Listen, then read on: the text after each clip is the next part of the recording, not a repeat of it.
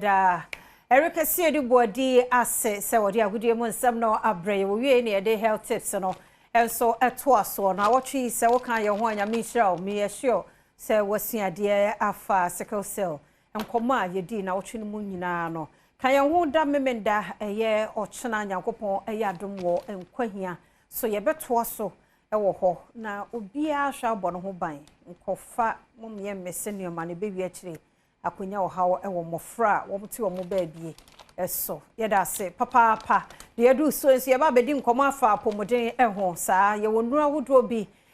eboa wa apomuden kwan so Kelmed Pharmaceuticals limited for ewo ha enuro BC 54 56 ewo ha yede emia yede hyekuro so emakuro wo ne wie eyitwa bia nso afiri ho eni nura hodo a ewo pharmacy shops ahodo ti obapa ewo ha mama BC memo akwa abai na se bibi aboko de last week ma me se opa ya to wonka omo fa nche sa ba yinum se bibi aye kama mama BC abai de na se BC 56 eno a enuro no ene pal leaf ehon komo na afeni aka ne yenti o anope medamatiefo ne mahwefo ase na mada wo so ase da enkomo obi bia a wo hwe me anope anope se wo hu me amedian ne mama BC ekro manager se wo bo mama BC a na ekro bia kadan sa ye kranro efi India manmu eba omanmu ha se me se ye kranro a apomuden adwumayini a onimu enro mu a friend Kelmed Pharmaceuticals Limited ye kranro efi India manmu eba Ghana manmu ha ena enkro bebre eso enro na who say isiwe na enne ye beka pine leaf ointment ene ne tablet ho asem ena BC 56 cream eye ekuredro ekuro bia nkeden nti ya nchare ho no BC 56 no eni sei ene tie haban ene ye de aye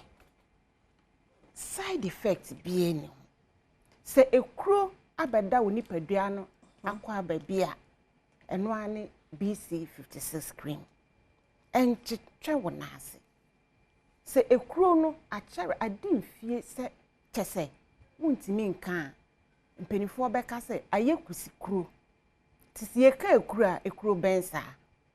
ye wo closed wound and ye wo opened wound na open no ho asem and ye ken se ye ka opened wound a ye kuro a wudi weni ehu se bibia show una ho atwitwi ana etiti wenya accident na ekura beda ho a enwu ekuro bi a sebi wanpɛ ho asɛm anka a bacteria akɔ hyemu a aye ekuro kɛseɛ anasa wonan na aho apai etimi hyehyɛ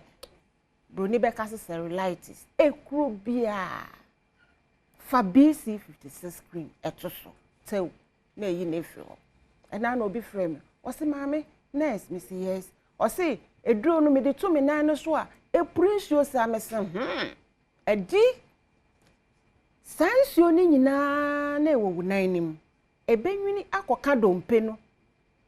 eno ene ye koma wo ye test anasa scan e friend Doppler ni ehu se dompe no asɛ ɛhɔ na amputation eba mu no entwe masamre no nso eneska ho ayedin entwentwen so afa ye nuanom a omwo asikyire yare ai friend diabetes se wo ho no mo a yanka se emra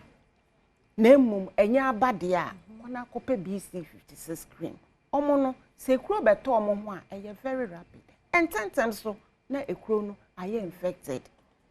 esianity bia omo wo mu nti kope BC 56 cream efatu kuro so eni Kelmed the crossing aye yadom or ye promotion promotion be end August okay nti utobia ye de bia kan kane no ebo a eda so no wateso sane ebe ya bia betimi atobi ena na oba ahye ye ho sane nkofo ekuro ayo mo chese eno amekwayare sabia kese maame krofo breo ye nuane mo bre sika so ni ho a wodi to eduro no nti na Kelmed ateso ti kwana kope BC 56 cream ahaban mono na da so eye natural side effect bia ni ho emfa ho ni sane akuro ni tie wo de to so a wa obehu say yes maami asem a na wo kan no kore nkrofo ayisu adanse bebreba emre ni nti yentimi mi ahoma ma omo mfre ni adanse nti kona kopa BC56 cream afa ye fi ho a na ye ko pine leaf ointment ne tablet eni obi akoye edigedin no de ye yi eno ne pine leaf eye pine leaf say na tie pine leaf pile ena ni leaf aha ema obi mfa bibia na adaw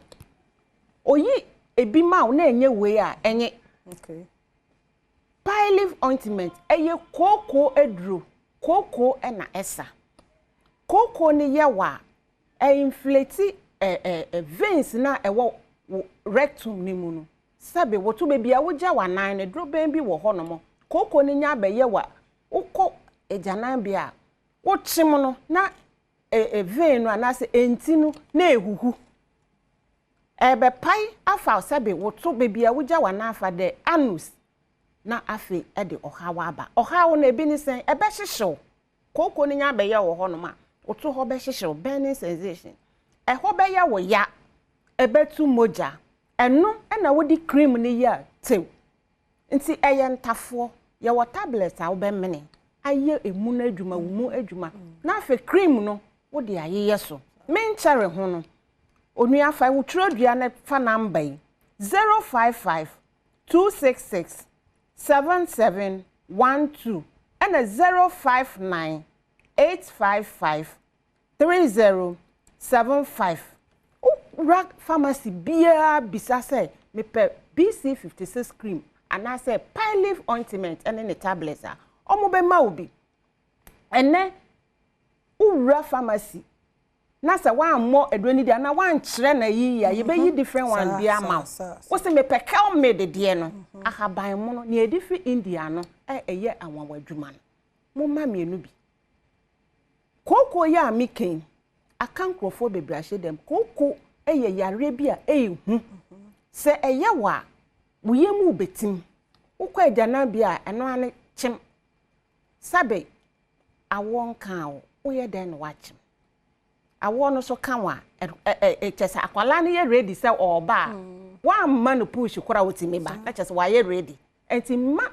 koko enkoma wonchim na manfo ko agana bia mo akoburu ndua sabe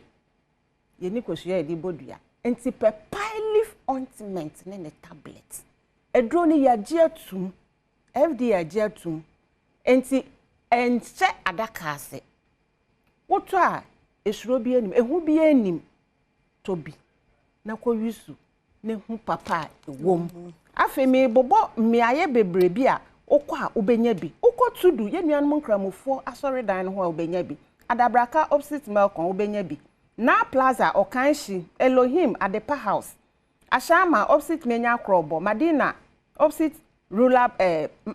Malcolm Madina opposite Malcolm obenya bi kokofo dua Gapsin pharmacy Badwam pharmacy Sunyani Greenlight pharmacy Mose pharmacy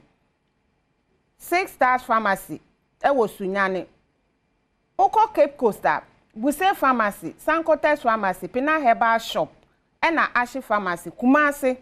Costa pharmacy ena Freddy Mens Obuasi smart herbal shop yasia to fa akọ north ho ukotamalia Pinky pharmacy Joy pharmacy ena Goodman Western region Escora pharmacy enkran hakra yasia de bi aka ho uko dodowa uko dodowa aha uko mami tufa enko midie mu ansa na mabadodo wa honom oti region omo freye pa Muse pharmacy okay Moslin pharmacy enu ye oti region okay. And a Western region Escora pharmacy dodowa uko dodowa Gojis Lances chemical shop aha Gojis Lances chemical shop ebe Sha rural bank honomo around ho ubenya be meka dodowa aha ena David Joel Pharmacy ewo Dodowa eben Akoto House ehon nso ubenya bi me nuanom krachefo muntu fa enkonkwanta mukonkwanta Muslin uko Muslin na ubenya bi Mr Moses ubenya bi mi ti numbers ni mu bio